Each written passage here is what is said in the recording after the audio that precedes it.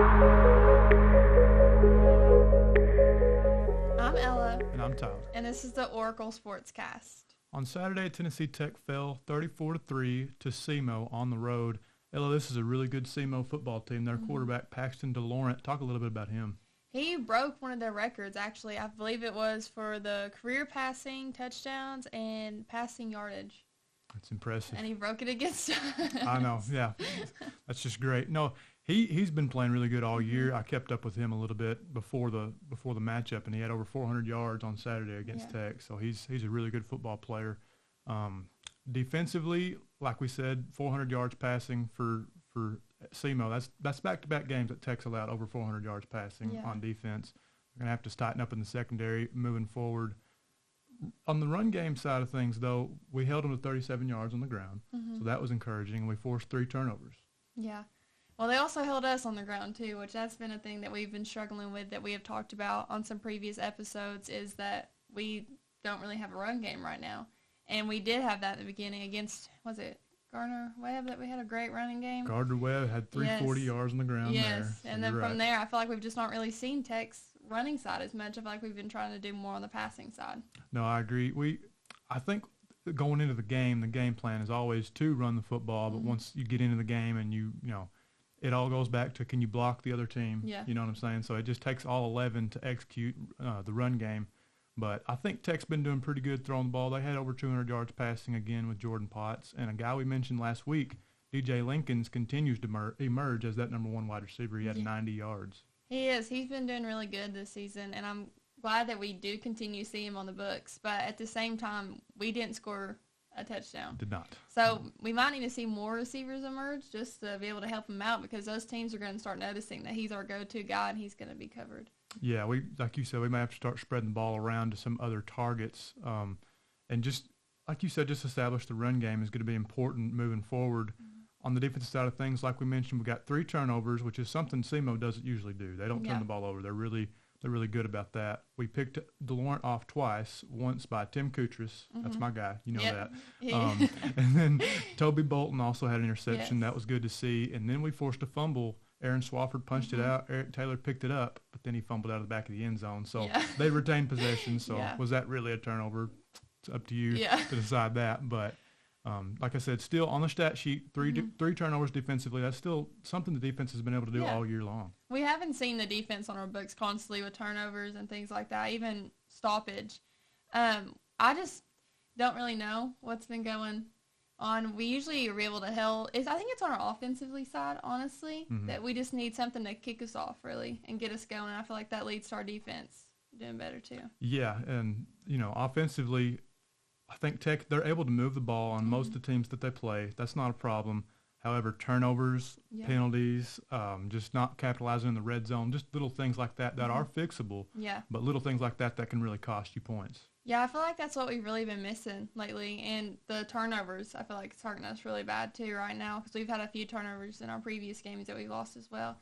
But I feel like Tech can get the little kicks. Maybe they'll get a little kick start that they need in this upcoming game, and they can lead us to some more wins, because we've been missing that. Right, yeah. So, like you said, we're 2-4 on the year right now through 6 games, 2-1 in the conference. That's pretty encouraging. I think Tech's got a lot to play for in these next 6 games to finish out the year. But in your opinion, Ella, what does the Tennessee Tech football team need to do offensively in particular to finish strong, I guess, and have success through the rest of the year? I feel like this goes for any football team, really, but if you focus on just the running game, on just the passing game, teams pick up on that so quickly, and that coverage is going to intensify if they see that our weakness is that we're not running the ball well. And that's what teams have been seeing from us lately, is that we're not getting as much yardage running the ball.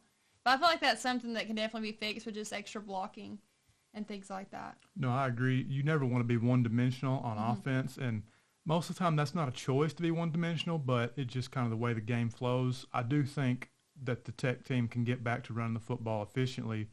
Like we mentioned earlier, it's all execution. You got to have the offensive line's got to block for you. The wide receivers and tight ends got to do their job. It takes all 11. But like you said, more diversity on offense, because what we've seen so far offensively from Tech, it seems like we're getting one or the other. We're not getting both. Yeah, in the you same either game. see us getting 300-something rushing yards or you get in the passing yards. Yeah. So I think we just kind of need to equal that out, really, and then we'll be a team to watch and be a team to compete with. And then other things are turnovers. We do need to start limiting those, I feel like. I agree. Turnovers are huge in football. You'll hear all kind of head coaches and just any coaches at any level talk about the turnover battle. It's huge. It's a real thing, you know. To limit the turnovers on offense and to create turnovers on defense is very important in football games. Yes. And, you know, just the fewest mistakes, the team that makes the fewest mistakes most of the time wins.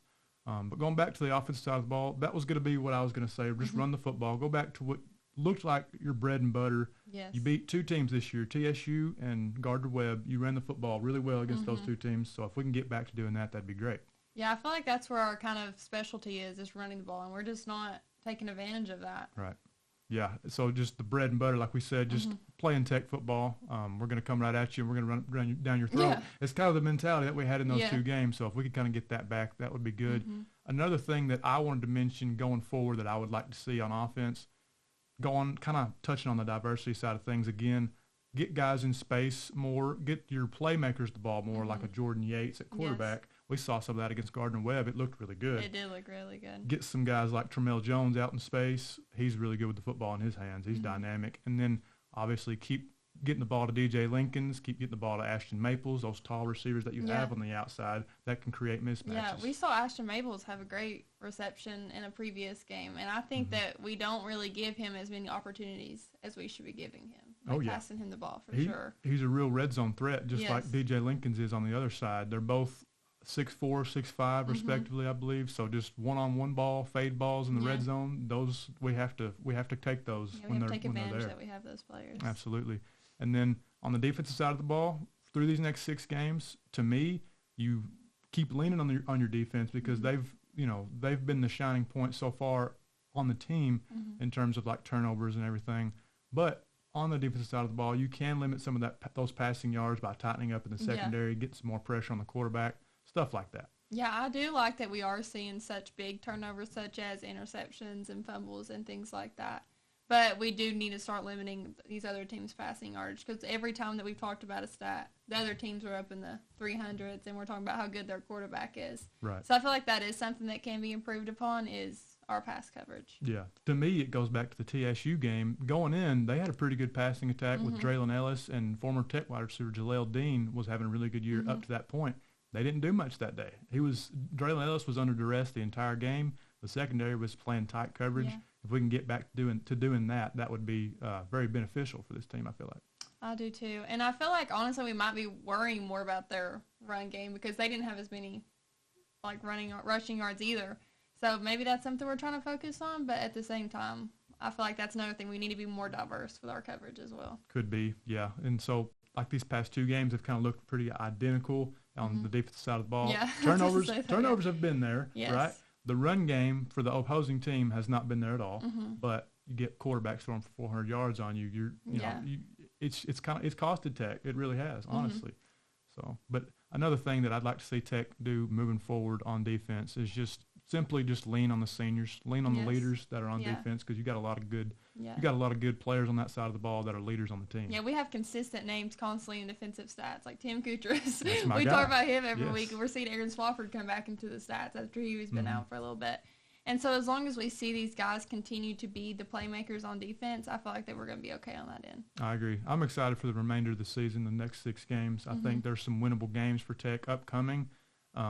I don't want to put a number on how many games you want to get to, but just play Tech football like we talked about and see what you can do in Coach Wilder's first year as head coach. Yeah, he's been doing great as a first-year coach. So I feel like he's already rebuilt this program is what we were seeing in the past. Yes, so absolutely. That's good to see. It's the excitement is I won't say back, but there's more excitement around it's the program starting to creep in. It's starting to creep in. Yeah, I agree with you on that one. So Tech travels to Western Illinois this Saturday. So that'll be a good ball game. But if you don't have anything else to add, I think we can send it home. I'm Ella. And I'm Tyler. And this has been the Oracle Sportscast.